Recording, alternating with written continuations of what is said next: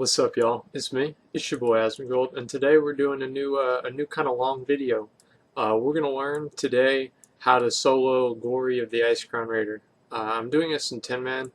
I think 25-man. It's a little bit far off to expect that you can do this until the next expansion. Like maybe like if I'm like 581 or 82 item level equipped, I could go back and maybe do it. But other than that, it would be very hard to solo this on 25-man. As I said, maybe I'll try it later. But anyway, so we're going to do it on 10-man here. The first boss, Marogar, this is, you basically just go in here and kill him. Like, there's nothing that you really have to worry about. He does very minimal damage. He puts this fire on the ground that also does nothing. Make sure that you don't have a pet. If you do have a pet out, sometimes he will bone spike you, and if he bone spikes you while you have a pet out, for whatever reason, you can't really get out of it. And so make sure that you only do this by yourself, or you just kill him before you even cast a bone spike like I did. Okay, we're here at Death Whisper. I had to cut because I had a lag thing and I killed an ad on accident. Some dumb shit happened. So anyway, one thing that's going to happen here is I'm going to put on my tanking cloak. Why am I putting on a tanking cloak? Because if I cleave into the ads, that's not going to be good for me, right? Because the ad's going to be dead and I'm not going to get the achievement. So make sure you don't have your legendary cloak on. So I'm just going to pull the boss to explain it. You've got to have 5 unique ads up. So she's going to spawn two different kinds of ads, fanatics and adherents. There they are. Adherents can be empowered, which is a separate ad. Fanatic, they can also be, oh, there's the deformed fanatic. Deformed fanatics, you kind of do want to kite them around, and the reason for that is, like, I'll show you guys how much they hit for. I think it was like 69k. So I mean, like, these do man damage here, and I'll turn around so they can show you. Yeah, see, they hit for like 60k, and so I mean that's not good. I mean, if like that's happening all the time, obviously it's not going to be very good for you at all. And so, alright, so he's casting Dark Martyrdom. So there's going to be 3 different kinds of ads. Oh wait, no. I almost made a mistake there. I'm just waiting for these ads to spawn. So we've got 3 different kinds here, and then we're going to have another fanatic.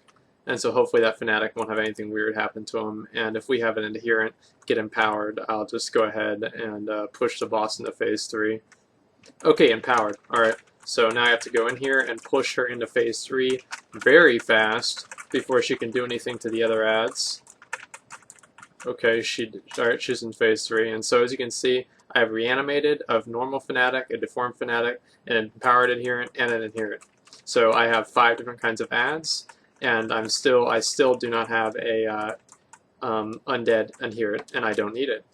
So as you can see, you just need to make sure you're kiting the fanatic, and this boss is a complete fucking joke. I go take a shit and come back and kill this boss. But anyway, so that's really all it takes. This is actually one of the hard. Where the fuck did he come from? Oh right, ad spawn in the back for phase 3 or phase 2. It doesn't really matter though. As you can see, this achievement's a little bit rougher to do, but it's probably one of the harder ones. So you know, putting it into perspective, this is like really not that hard to do. Period. And so we're gonna go to gunship now. We're at the gunship. We're gonna learn how to get this done. Basically, you have to make sure you talk to this goblin, and you get this jetpack, and you equip it to your shirt slot. You need to do that. Okay, so I'll try and explain everything as it happens. I keybound it just so because this is actually kind of annoying to like click it, and since it's kind of important that you're doing things like as fast as they're happening on this fight, especially one of the harder ones to solo. And so I actually keybound it to something. Oops, I forgot to talk to Muradin. And anyway, you have to watch out for burning pitch. Oh, there's a meta achievement called I'm on a boat. It's been like bugged out since like 4.0 or something. So you just get that automatically, and if you don't, let me know and I'll make a video on how to get that. But we're gonna mainly cover heroic. And so you want to stack up your energy to 90, and make sure you never shoot one of the things when you're above 90. And so you're really watching out to try and kill these axe throwers in the front. Okay, and the reason you want to kill the axe throwers is they cast this thing on your boat called Burning Pitch, And Burning Pitch is like this huge siege damage mechanic that they cast when they don't have a target. And they'll cast this on you 2 times. Basically, they're going to cast you, alright, I'm about to have to get out right here. Okay, I'm getting out, just so I can kill these Reavers. And as you can see, the Reavers will also cast Burning Pitch. Sergeant's over here, and I know that... Oh, I wish I didn't do that. It's kind of a mistake. Okay, that thing's going to die. And I'm jumped over, and I try to kill those 2, and I'm killing these 2 guys. Going back over, and I'm going to charge to the Sergeant and kill him so he doesn't do too much damage to me, and I get right back in a cannon, and I just start dropping bombs again. And that's all it takes. You just need to make sure that you're on top of the axe throwers, on top of the guys that spawn on your boat, and on top of the battle mages. Like, you've got to be on top of all of them. And it's not hard at all. Alright, see, I see their axe throwers, so I'm going to shoot those, right? I saved my little thing there, just so I could do a little bit more damage to them. Oh, that was kind of bad play there. Oh, come on, come on, come on, come on.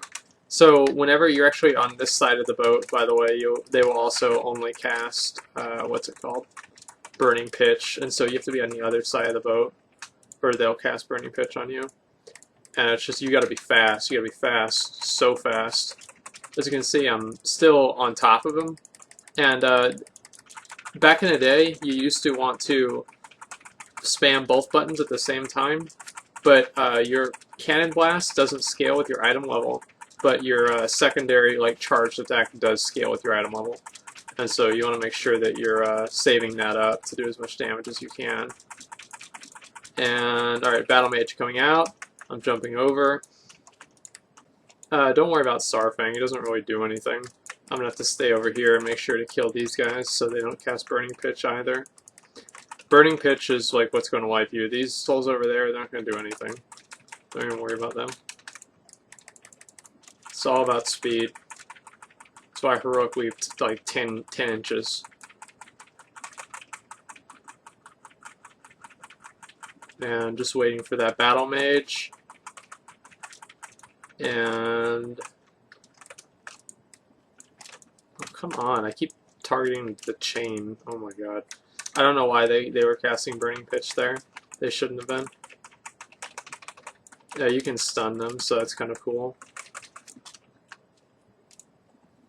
You don't really need a lot of gear. I mean, obviously gear helps a lot, but it doesn't really, like, make it, like, oh, for sure you're going to kill the boss now since you have a lot of gear.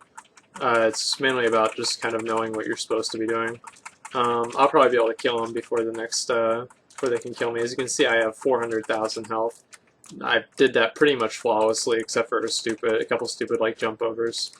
And so, as I said, like, things that really help me here is, like, keybound rocket pack. So I could just click and jump over there, no problem. On top of that, I made sure that I was able to kill the sergeants, and also killing the axe throwers is a priority over the battle mage. And so this was absolutely not a big deal at all. I would say anybody could really do this as long as they know the coordination. And so we'll just go over to Sarfang now. Actually, you know what? I'm not even going to cut. Not even going to cut. The Sarfang achievement you get automatically by soloing him, just by the way that it functions. It's not hard at all. There are a couple of achievements in here that you can't solo them. One of them is the I think the Lich King achievement. I don't know if you can solo it as a hunter because you can have a pet. Not really sure about that. The Blood Queen achievement, you basically can't really solo that one either, unless you are a Death Knight and you do this really weird thing with Control Undead, or what's it called? You have a pet class and you can feign death, because you can't use the War Banner or anything that you used to be able to use to do it. But yeah, the Lich King achievement and the Blood Queen achievement are pretty much impossible to solo, unless you have some weird gimmick that's like very class related.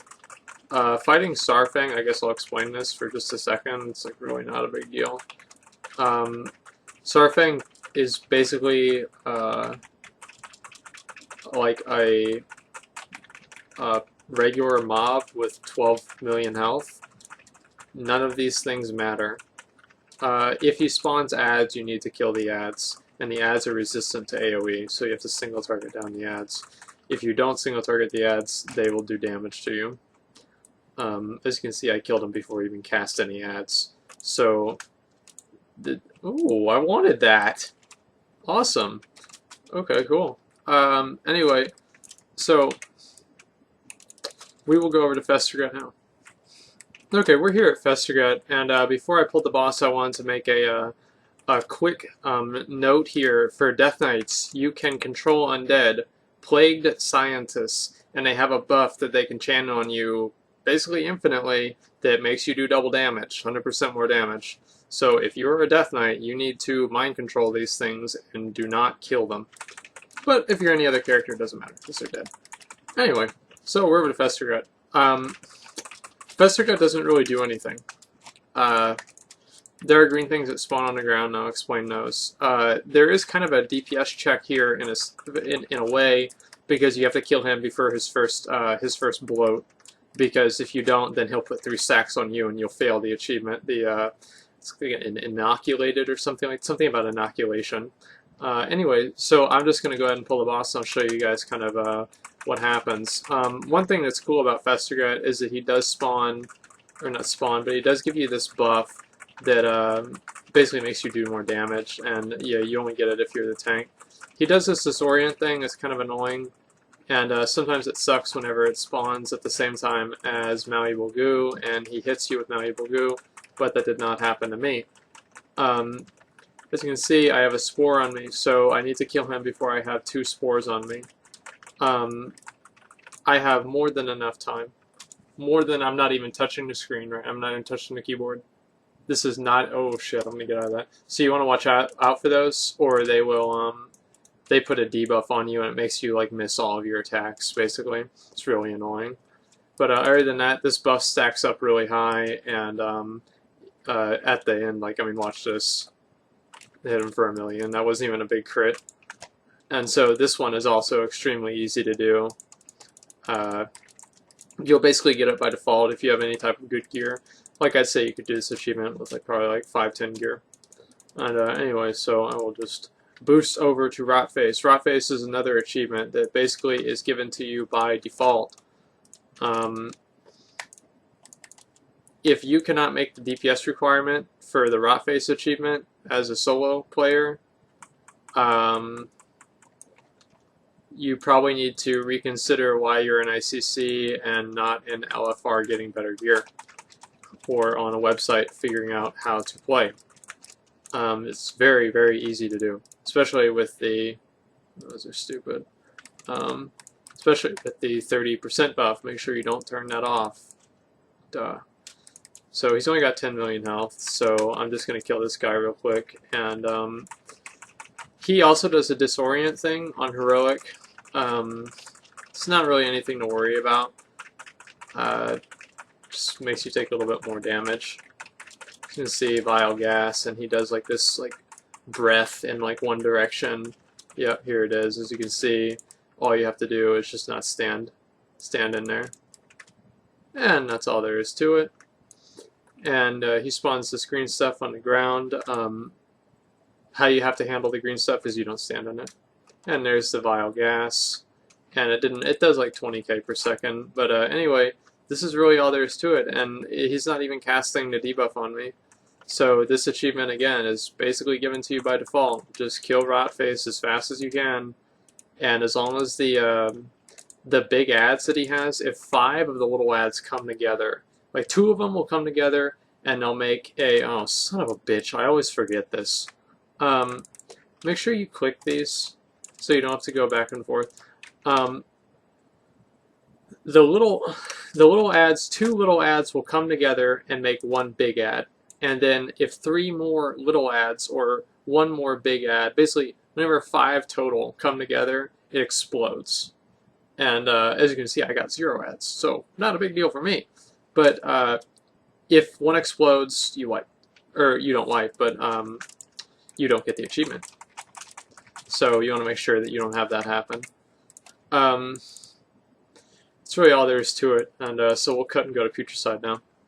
We're here at Putricide. Putricide achievement is also very easy to do. You just make sure you don't click this desk, I guess, or I don't know, like alchemy table or whatever. Just don't click it, and so don't even worry about that. Just don't click it, and if you do, he'll just pretty much take you out of it really fast because he does a lot of damage to the suit or whatever. But just pull Putricide and don't click the table, and you'll get the achievement. The table really was only for progression and the Shadowmourne infusion. And so I'm just going to pull the boss, and we'll kind of just go through it. I'm going to push him into the first transition, just because that's kind of the only thing I really need to talk about. He spawns 2 different kinds of ads. Sometimes the ads don't even aggro to you, and I have no idea why. Let me see. Okay, yep, this one is aggroing to me, and yep, this one is also aggroing to me. So these things will run at you, and you just need to kill them. They'll explode. This did like 100k to me, so I mean it was like kind of a good amount. This thing is just not doing anything. Like I don't really know why. And so anyway, as soon as he goes into the first transition, he basically just stands there and casts it. And so that's kind of easy for you to just DPS him down into the next transition. And I think he'll have to go right into it. I'm not really sure. Oh, here we go. Yep, the ooze comes to me, and it's not really a big deal. Whenever it goes to you, it just does raid damage. It does like 20k. It's like not even a big deal at all. And so in Phase 2 and 3, Phase 2 is after the first transition, and Phase 3 is after the third. Or second transition. Oh, jeez. Anyway, sorry. He'll spawn the malleable goo and the brown stuff, the brown poison on the ground. Make sure you don't stand in either one of those. If you're a melee, I'll show you guys how I handle the malleable goo. And waiting for... And I have like the deadly boss mods installed, so I can just like know what's going to happen. As you can see, I'm running, and so whenever he casts anything, I'm already out of it. See? Already out of it. Always be moving whenever you're fighting this guy solo. So none of these things ever hit you. See, those are the vials. If you go over one of those, you will basically do no damage because it like reduces your hit rating to 0. And there's another... Oh, no. As you can see, he's going to do another goo and doesn't even touch me. That's all it takes. Fight is very easy to do. I probably took way too long explaining that than I had to. But anyway, very easy to do, and so we'll go on to the Blood Council. Okay, we're coming up on the Blood Council. This boss is kind of annoying to do. It's like not really that hard to do, obviously, but basically what you have to do is make sure that you never take damage over I think it's like 22k, 22 or 23k. I have the achievement like linked in the video, and so you can just read it. And basically, the only person that's really going to be doing that damage to is Kelseth. The other two don't really do anything. Taldrum does, but you're probably not even going to get to him. My advice to you is pop all your cooldowns at the start and kill Taldrum before they even have the Blood Ball switch. And that way you don't have to worry about anything happening. As you can see, they only have 7 million health, so I mean you can burn them down very quickly. The dark nuclei, the purple balls that spawn around the room, if you tag one of those, it makes you take less shadow damage from Kelseth. So if you, for whatever reason, don't have the DPS, you can just go ahead and tag 2 of those shadow balls. I think 2 of them is the amount that you need to not take more than the limit. And you can also, like as a warrior, I can go into defensive stance and just kill them. And then just because I'll be taking so much less damage. And so I'll just do that now, and you guys can see what damage I'm taking. And as you can see, as I said before, I'm just going to burn down Valinor as fast as I can. Actually, I'm going to go into battle stance for my first initial burst, and then switch.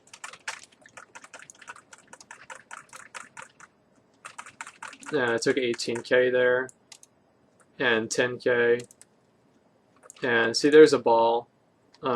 Just go tag a ball and show you guys how it works. Shadow damage reduced. As you can see, like the purple one is just shadow damage, so I'm taking very little shadow damage here. And Oh, there's these the white balls that spawn around. There's one in the back there. You just want to make sure that you hit those before they hit the ground.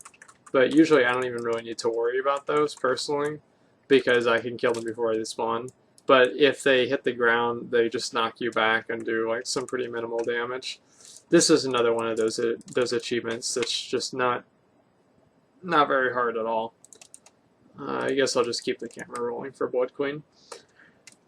The Blood Queen achievement is pretty annoying to do. One thing I'm just going to say right now, like a lot of people try this, you cannot take the super like God mode buff from this orb, and you can't use it on Blood Queen.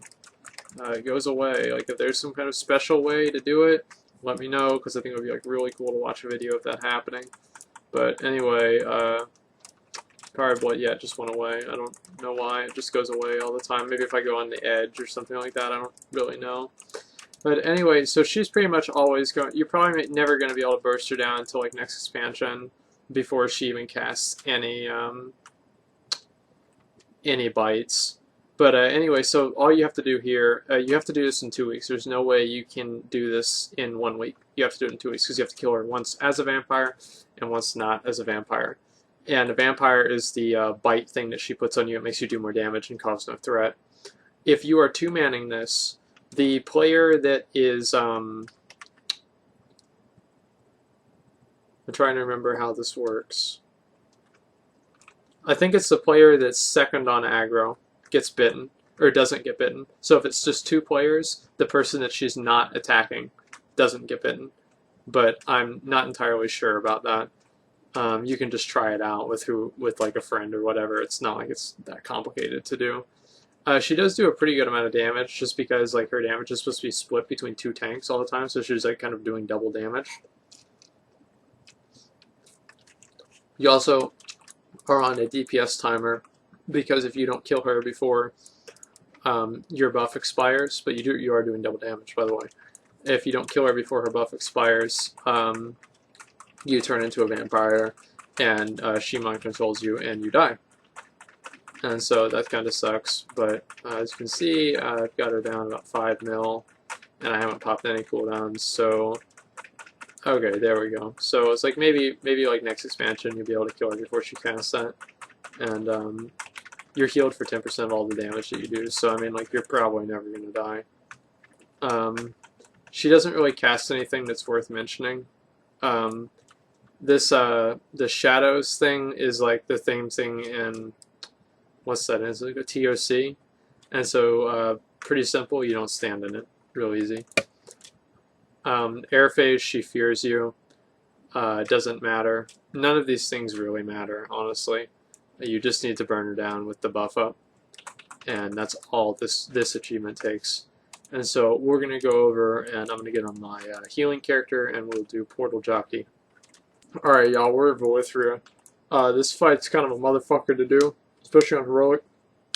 I don't think I'm really geared enough to do Heroic and Portal Jockey at the same time, but we'll see what happens, and if it doesn't, I'll just kind of go through the Heroic motions. And so anyway, first thing is you want to make sure that you've got kind of like got these Archmages like taken care of, and I'm just going to pop my Fire Elemental, and he's going to like kill them while I focus on healing the boss.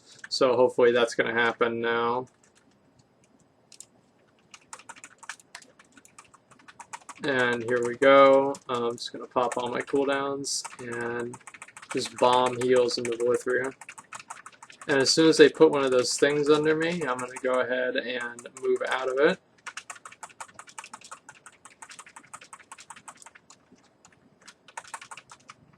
I actually did make a mistake here. I was supposed to put down Healing Rain on top of Volithria, but I didn't. That was kind of stupid of me, but it's not that big of a deal. As you can see, the suppressors are coming. You pretty much do have to kill those. There's no way I'm going to make Portal Jockey here.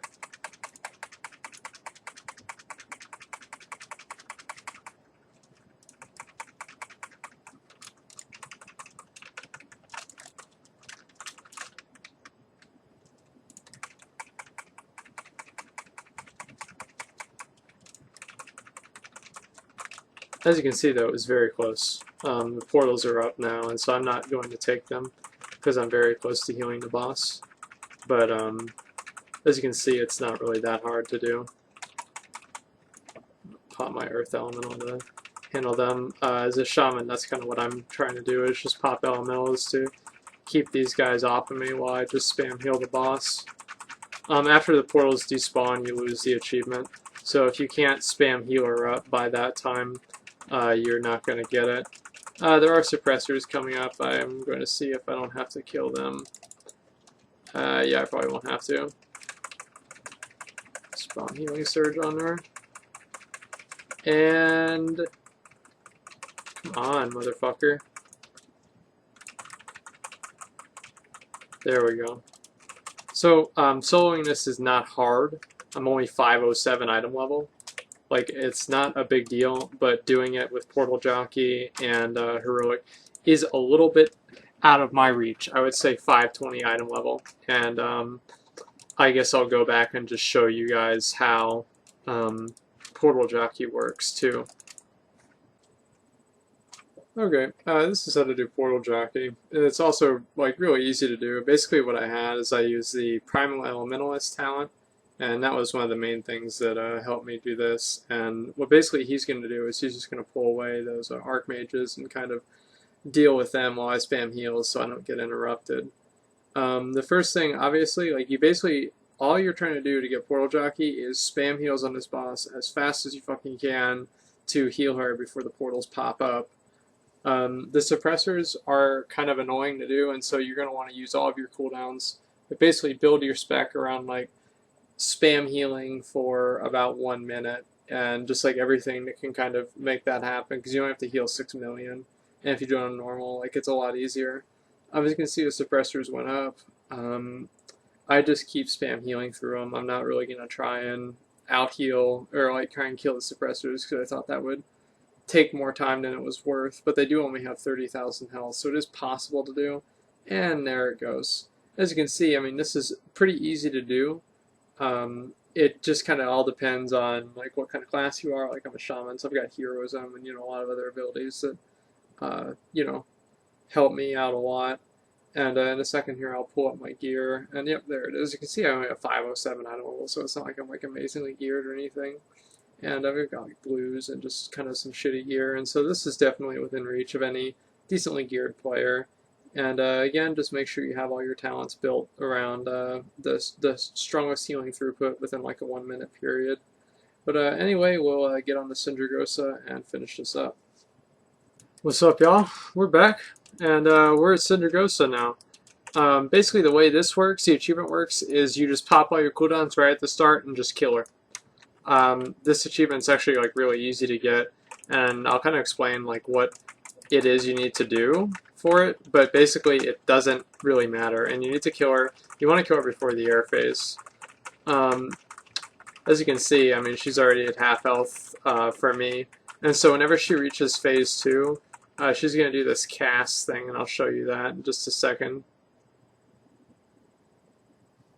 And she doesn't cast Ice Tomb on her primary target, so that's kind of good. It's this explosion here, Mystical Buffet. You need to kill her before you get, I think it's like 3 or 4 stacks. It's actually 4 or 5. And it's very easy to do, by the way. It's not a big deal. It's just you need to make sure that if you're having trouble, as soon as you get your first stack, you pop all your cooldowns and just burn her down and kill her right there. This achievement is also very, very easy to do. It's kind of just given to you by default by killing the boss. If you're doing it with a pet class, you might get Ice Tombed, and so if that happens, just make sure you burn her down before the tomb actually hits you. Anyway, we are on the Lich King. Okay, we're here at the last achievement. What is it called? Been waiting a long time for this, and I'm on my Warlock. And the reason I'm on my Warlock is basically Lich King only casts Necrotic Plague on he does not cast it on his primary aggro target regardless. And so if you're doing this solo and you're like, let's say like if I'm on my warrior or something like that, he will not cast it onto me.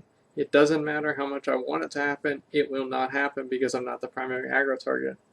And even if you can avoid one, you need to kind of make sure that you don't have the first Necrotic Plague go onto your mobs. And so anyway, so what I'm doing is I have my Voidwalker out, and I'm just kind of casting Incinerates on the Shambling Horror right now. And the reason for that is just so I can DPS him down without actually damaging Lich King. Because one thing I will mention here is that I actually pushed Lich King on accident once or twice because of how little health he has. So if you're very well geared, like my gear on this character fucking sucks. And so if you're very well geared, you're going to push Lich King like on accident. And what I would suggest doing is either unequipping gear or just doing it on heroic, depending on how much incoming damage your pet is taking, and how comfortable you are with playing class. I am not very comfortable playing my Warlock. I hardly ever play it, especially in situations like this where there's a lot of micromanagement. And so anyway, basically I'm doing this to, I'm using Soul Link just to kind of keep healing my pet and do all that stuff, and also damaging the Shambling Horrors just to kind of keep damage off of Lich King. Other than that, I'm waiting for, I think it's like you want to wait for the third Necrotic Plague to happen, and then you want to bring Necrotic Plague inside the big pile of mobs, like what I'm doing right now, and I'm stunning them just to kind of CC them to stop damage on my Woodwalker. And I let that Necrotic Plague expire. Necrotic Plague does 50,000 damage per like 3 seconds or something like that. So it's not a lot of damage, and you can definitely handle it. Especially, I mean, as a Warlock, I mean, you've got like a million things to do. I would suggest doing this as Destro because you have like infinite self-healing.